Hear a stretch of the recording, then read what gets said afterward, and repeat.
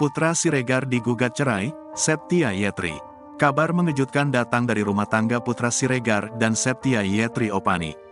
Septia Yetri Opani resmi menggugat cerai Putra Siregar, Kamis, tanggal 29 Desember tahun 2022. Didampingi tim kuasa hukumnya, Septia Yetri Opani mendatangi Pengadilan Agama Jakarta Timur. Kabar tersebut juga dibenarkan oleh pengacara Septia Yetri Opani, Pratama Indra Saputra. Pratama enggan menyebutkan secara gamblang alasan Septia Yetri Opani ingin berpisah dari Putra Siregar.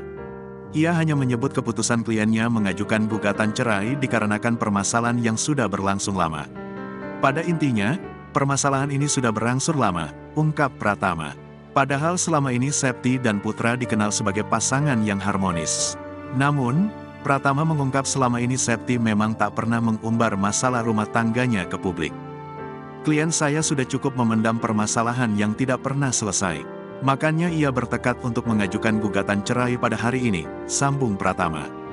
Ditanya permasalahan rumah tangga seperti apa yang dimaksud, Pratama tak memberikan jawaban.